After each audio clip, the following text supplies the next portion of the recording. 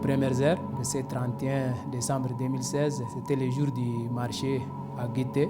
3 kamikazes ont fait sauter leur ceinture. Nous partageons une longue frontière avec le Cameroun et aussi le Nigeria. Donc nous subissons de plein fouet les dégâts collatéraux de l'extrémisme.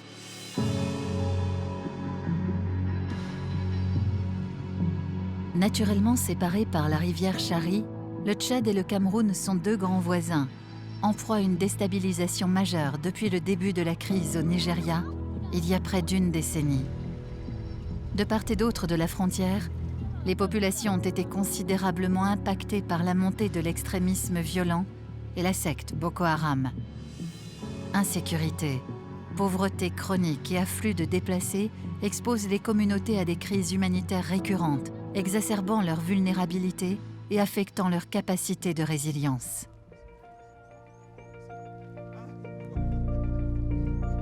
C'est pourquoi le Programme des Nations Unies pour le développement, le PNUD et leur partenaire l'UNICEF travaillent sans relâche à la consolidation de la paix dans le bassin du lac Tchad.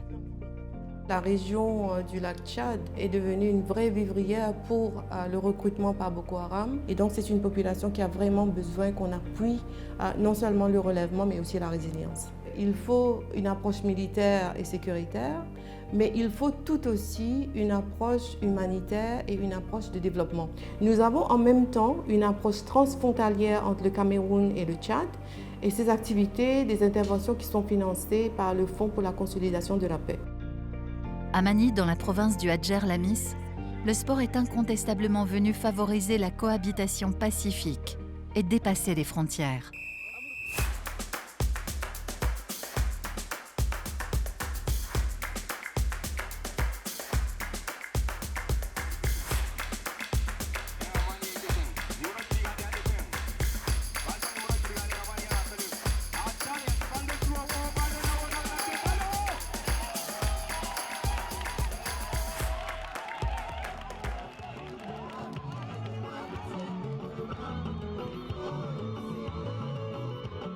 Le sport a été utilisé pour réellement renforcer ces jeunes et leur donner un avenir, leur donner des perspectives qui leur permettent justement de sortir de cette dynamique de pauvreté extrême et de manque d'espoir total qui fait que souvent ils choisissent malheureusement le terrorisme comme une des voies.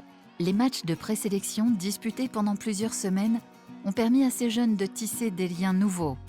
Et le jour de cette grande finale transfrontalière, les équipes vainqueurs ont joué en présence des autorités de chaque pays, afin de renforcer la collaboration entre la population et les forces armées, surmontant ainsi la méfiance réciproque qui s'est installée depuis plusieurs années. À la mi-temps, une troupe de théâtre éducatif, formée dans le cadre du projet, a investi le terrain, une manière ludique cette fois de promouvoir des messages de sensibilisation à la paix et au vivre ensemble. Applaudissez s'il vous plaît. Incontestablement, ce jour-là, les frontières n'existaient plus, laissant primer les valeurs du sport comme le respect, la tolérance, le fair-play et la solidarité. Autant de concepts réappris à travers le sport et désormais déclinés dans leur quotidien. Ça m'a beaucoup plu parce que c'est un jeu collectif. Il y a des jeunes et parfois comme des joueurs qui se ne connaissent pas et cette fois-ci ils sont connus un peu. C'est ça qui me plaît.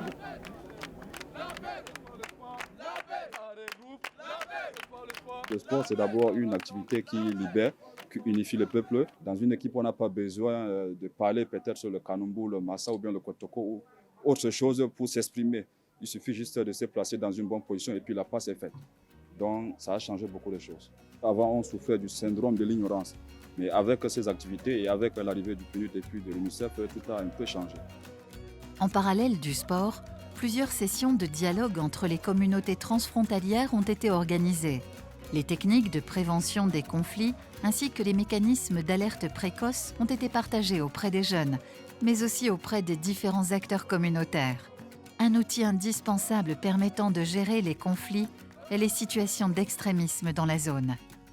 Bon, avant, il y avait beaucoup de conflits, on peut dire. Chaque match, il y en a des bagarres, mais avec l'organisation de PNUD, On nous a appris le vivre ensemble. Après le match, on se salue et tout se passe bien. C'est mieux quand on reste en famille comme ça, c'est mieux. Parce que le conflit peut nous envoyer dans les groupes armés. C'est-à-dire, si tu te venges vers quelqu'un, tu peux aller dans les conflits et puis le terrorisme, et ça gâte tout.